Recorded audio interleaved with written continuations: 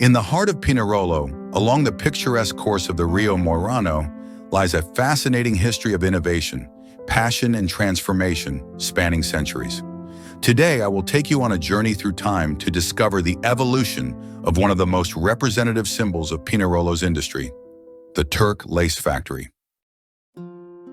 As early as the 14th century, Pinerolo was known for its lively wool industry.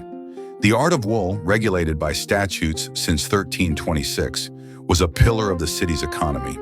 Among the most important activities were the production of panolana, a highly prized fabric, and the management of paratoi, workshops where raw wool was processed.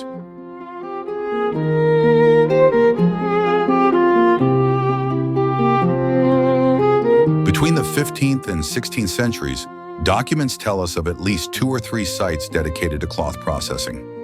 One of these, the Paratore Nuovo, was probably located in the area opposite the current Merletificio. The management of these structures was frequently entrusted to private individuals, and modernization work was constant, with reconstructions and extensions taking place century after century. Around the 15th century, the management of the fulling mills was consolidated, and in 1440, the municipality of Pinerolo decided to build a new fulling mill for processing cloth. This was completed in 1445 and represented an important step towards the modernization of the local wool industry. The distinction between the old and new sites was lost over time, probably with the abandonment of some structures and the modernization of others. In the 16th century, the wool industry intensified and new structures were developed.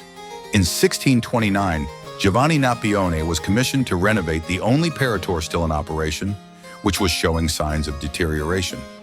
The management of these establishments was regulated by council acts and rental contracts, often entrusted to local entrepreneurial families.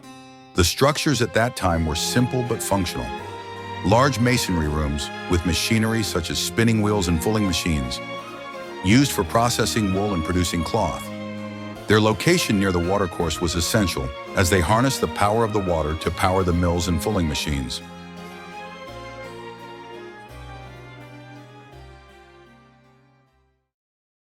In 1764, under the project of Girolamo Buniva, work was carried out to improve the gradient of the Rio Morano, upgrading the existing facilities and expanding the buildings for dyeing and cloth production. The growth of this industry led to an increase in production and to awards and recognition, even during the Napoleonic period, when the locals were commissioned to supply clothing to the Savoy army. Between 1800 and 1900, the complex expanded further. In 1826, a major doubling of the facilities was planned, with new warehouses, spinning machines, and oil plants, to solve the problems of odor and space. The site was transformed into a veritable industrial giant with a growing focus on technology and efficiency. In 1877, the production of high-quality lace, embroidery, and fabrics was consolidated under the management of the Ardwin family and later the Brun family. The fame of the lace factory grew so much that, in 1898, a panoramic view showed the entire area in full swing.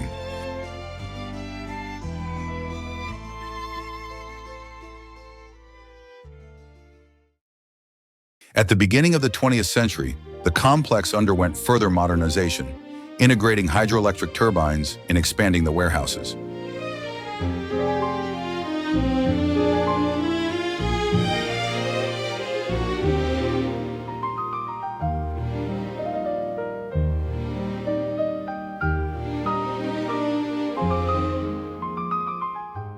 After the Great War, the company returned to full capacity with up to 200 workers.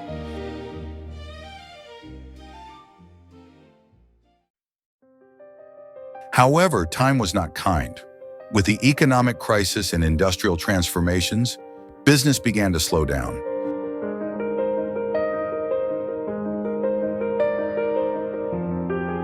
In the 1970s, the Türck lace factory transformed into a more flexible company, but the decline was now evident.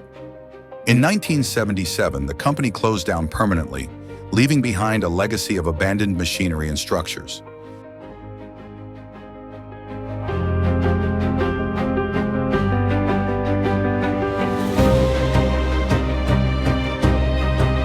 The area was designated as public green space, but its historical and cultural value seemed destined to be forgotten. Between arson attacks and redevelopment proposals, the area remained in limbo. In 2013, a fire devastated part of the building, fueling calls for demolition. The city was faced with a dilemma. Should it preserve or eliminate such a complex and symbolic heritage? In recent years, several solutions have been put forward, from the reconstruction and restoration of the site as a cultural and museum space to the idea of transforming it into a textile industry theme park. However, administrative and urban planning issues remain unresolved, and the fate of the lace factory remains uncertain. The Türck lace factory is much more than just a building.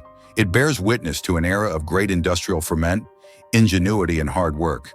Its history is intertwined with that of a city that has been able to change and adapt, but also to lose parts of itself.